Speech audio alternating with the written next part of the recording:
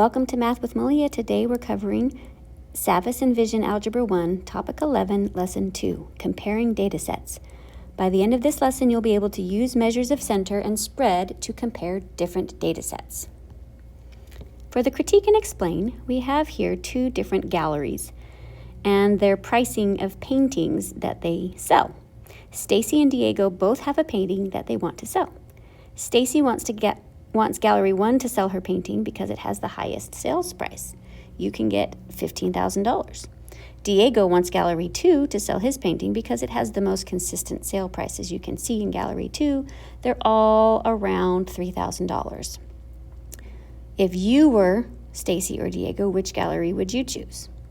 Well, it depends. Do you want to take the risk and go for a higher sale price, but then also risk getting a very low sale price? There's quite a spread in those sale prices with Gallery 1.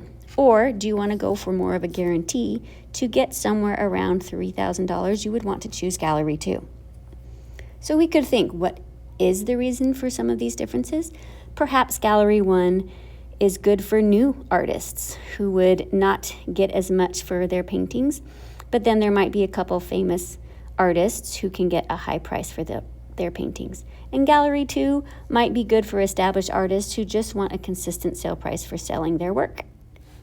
Example 1, compare datasets displayed in dot plots.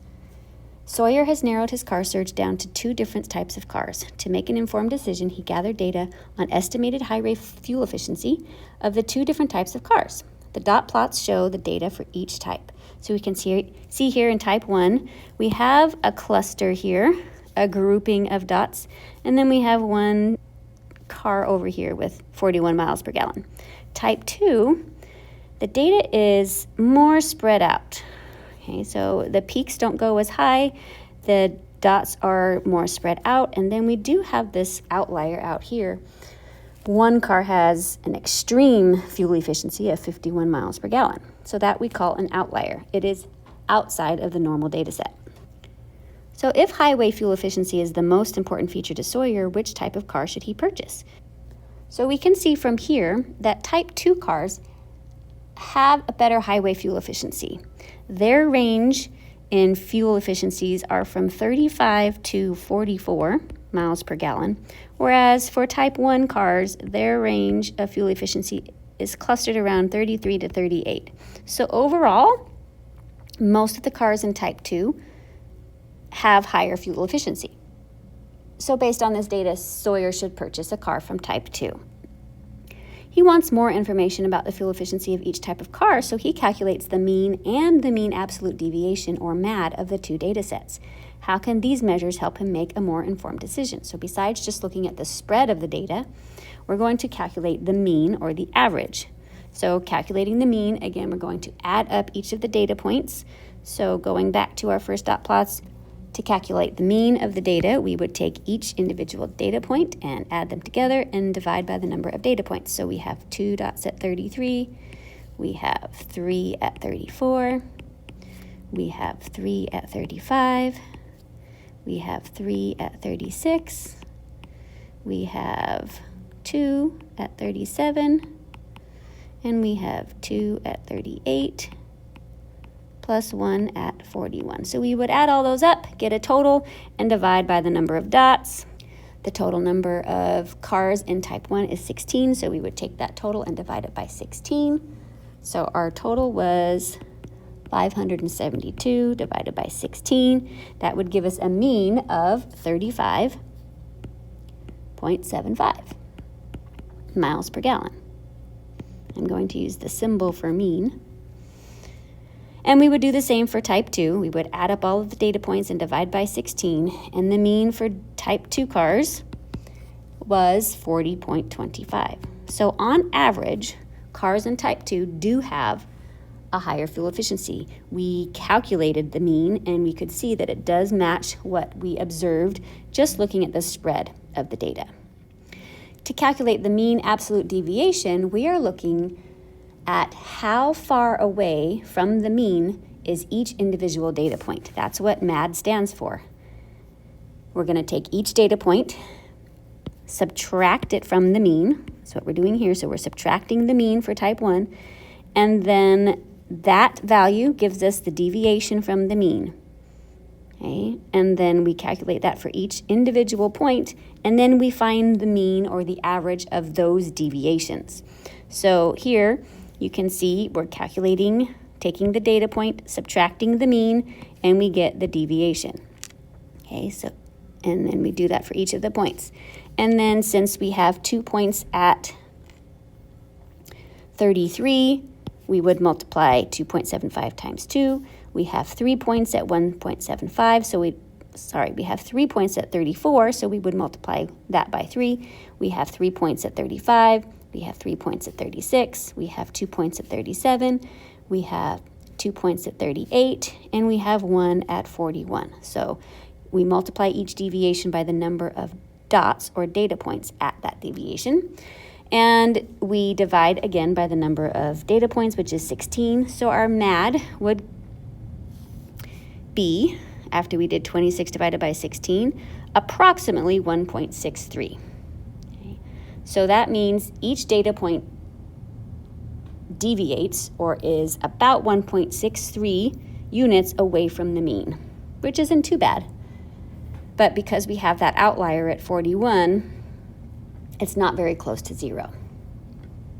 We would do the same thing for type 2 cars. Okay, so just to outline the work to calculate the MAD for the type 2 cars, again, we're going to take the absolute value because we're just looking at distance away from the mean. So we take the absolute value of each data point minus the mean for type 2, which was 40.25. Okay, and we would get the deviation. And then we would take the point that's at 36, and we would subtract the mean, take the absolute value, and get the deviation. Then we would take the points at 37, subtract the mean, take the absolute value, get the deviation. And we would do that for each of the data points for 38, 39, 40, 41, 42, 43, 44, and 51. And then we would multiply each of these deviations by the number of points at that. So 35, we only had 1 point at 35. So we would multiply that deviation by 1. We would multiply the deviation for 36 by 1. We had 2 points at 37. Okay, we had 2 points at 38, and so on. Then we would divide by 16 since we had 16 data points, and we would find the average of those deviations. Our average or MAD, mean absolute deviation, for type 2 cars was 2.94. So comparing that to the MAD of type 1, which was 1.63, type 2 cars have points that deviate a lot more from the mean. We can see that from the spread of the data. They were more spread out, they weren't as clustered together, and we have that outlier at 51 that was way, way far away from the mean. So that affects the deviation. So while the fuel efficiency for type 2 is greater, since the data is more spread out, there is a higher mean absolute deviation. It's less dependable that if you buy a car in type 2 that you will get that higher fuel efficiency. So it's less reliable. The more deviation from the mean, the more spread out the data, the less reliable we can say the mean is to representing the data. How does the outlier in the second data set affect the mean and the MAD? Well, you can think of an outlier as a magnet to the mean. So an outlier will pull the mean towards it. If the outlier lies to the right, the mean will be pulled towards the right. It will increase. If the outlier lies to the left of the majority of the data points, then it will decrease. It will be pulled to the left. So an outlier is like a magnet to the mean. It's going to change the mean. And in this case, it pulled the mean to the right, okay, and it made it greater. It increased the mean. And that would also affect the mean absolute deviation. With that outlier, then we have more deviation because we have that point that is very, very far away from the mean. So it resulted in a higher mean absolute deviation. Okay, example 2. Caitlin and Philip go to the neighboring high schools and both are sponsoring charity fundraisers. Caitlin claims that students at her school are raising more for charity than the students at Philip's school. The amounts raised by a random sample of 30 students at each school are shown in the box plots below. do the data support Caitlin's claim? So we can see Caitlin's box plot. She has a minimum here at, looks like 25. I'm just going to label each point. Looks like our quartile 1, the beginning of the box, is at 32. And our median is here at the line in the middle of the box. It looks like that's at 45. The end of our box, or quartile 3, is at 52. And our maximum here is at 68. And we can look at Phillips High School and the box plot that represents his data. His minimum point is also at 25. His maximum point is also at 68. So we have the same range for Caitlin's high school and Phillips High School. Quartile 1 for Phillips School is here at 45. And his median is at 50. And quartile 3 for Phillips School is at 56. Okay, so then we're going to put those data points, all of that information, into a chart on the next page, and we can compare. So again, the minimum and maximum values are the same, so the range is not any different, but our quartiles are different. You can see there is a bigger spread from Caitlin's school. Her box is actually bigger, so her data is more spread out. The middle 50% here inside the box is more spread out than Phillips. Phillips' box is smaller. And if we're talking about the length of the box or the width of the box, we're talking about the interquartile range, or IQR, the distance from Q1 to Q3. And that is a measure of spread. So Phillips High School, the data is not as spread out. It's more clustered around the median at 50. Caitlin's high school is more spread out. That 50% in the middle is still more spread out away from her median at 45. So what about Caitlin's claim that her school is raising more for charity? Well, if we're going to look at how much the 50% of Caitlin's school donated, her top 50%, again, remembering that each section of a box plot is worth 25%. So here's 25%, and then here's the other 25%. So the top 50% of Caitlin's high school is donating at least $45. For Phillips High School, again, looking at his top 2 quartiles, his top 50% are donating at least $50. So who is actually donating more? Not Caitlin's school. Phillips High School is actually the majority donating more money because his median is higher. So while the minimum and maximum amount of money raised at each school was the same, the spread of the data points between the minimum and maximum values varied. Like we said, 50% of the students at Caitlin's school raised between 32 and 52. So this was her IQR, this width of the box. Okay, inside the box started at 32 and it ended at 52. Her range was $20. Whereas Phillips School, that inside 50%, or his interquartile range inside the box, was 45 to 56. His IQR was only 11. Okay, so more spread out in Caitlin's box than in Phillips' box. Based on the data, 50% of the students at Caitlin's schools raised 45% or more. Again, we were looking at the top 2 quartiles from the median to the maximum, and Phillips' school raised at least $50. So Caitlin's claim was not supported by the data. How does the IQR compare to the range for the school? So again, the range is from the minimum to the maximum, and that did not change with each school. But interquartile range is the width of the box, or the range of the box, and that does vary. That does measure spread. Okay. So we're measuring spread of the middle 50% of the data when we are looking at interquartile range. And so for Philip, since his box was smaller, he had less variability. Okay, example 3, comparing data sets displayed in histograms. A marketing team compares the ages of a random sample of 30 viewers of 2 popular news shows to decide which product to advertise during each show. During which show should the marketing team advertise a product that is targeted at ages 20 to 29? So there's our target age range right here, 20 to 29. If we look at show 1, we can see that they don't have any viewers in the lower 20s range, and we do have 8 total viewers in the 25 to 29. Okay, and the median here is 30 to 34. You can see that's where the peak is, so your median is right there. Okay, the peak of our histogram. For show 2, we can see that the histogram is more spread out. The peak does not go as high. Okay, so the median here is still 30 to 34. That's the middle of the data. And we can see as we're looking at the target age range, we do have viewers in the lower 20s and we do have viewers in the upper 20s. We have 5 and 3, so we still have a total of 8 viewers, but they're more spread out with show 2. So of the 30 viewers in the sample, each show had 8 viewers between the ages of 20 to 29 in that target age range. Show 1 had no viewers in the younger age range.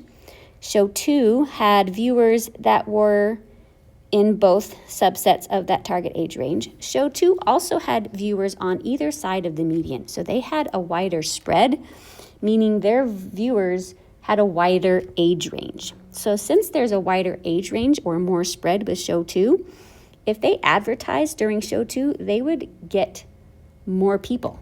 They would reach a broader audience instead of just their target audience. If the marketing team wants to advertise a product that is targeted at 25 to 34-year-olds, which show should they advertise in? Let's look back at show 1. We're looking at 25 to 34-year-olds now. So here we are in this bracket. Okay, we have 8 plus 10, so we have 18 total viewers with show 1. And in show 2, that same age range, we have 5 plus 4, we only have 9. So twice as many viewers in this second target audience. They should advertise in show 1, since they will reach more of their target audience. Example 4, making observations with data displays. Nadia collected data from 15 classmates about the number of text messages they send on school days and the number of text messages they send on non-school days. Nadia organized her data in the tables below. How can we use a box plot to compare the data that she collected? So I'm going to show you how to do this on a calculator, because we can use our lists and it will tabulate one variable statistics for us and give us all the information that we see here for our box plot. So using your graphing calculator, you can go to Stat, Edit, and we're going to input our lists. And it doesn't matter which order you type in your data. We only have one variable we're looking at. We're not comparing X and Y. We're just inputting the data that she collected. This is number of calls, so we could say we just have the variable X that we're looking at. So type in all of the data points. We should have 15 total data points. Again, the order doesn't matter.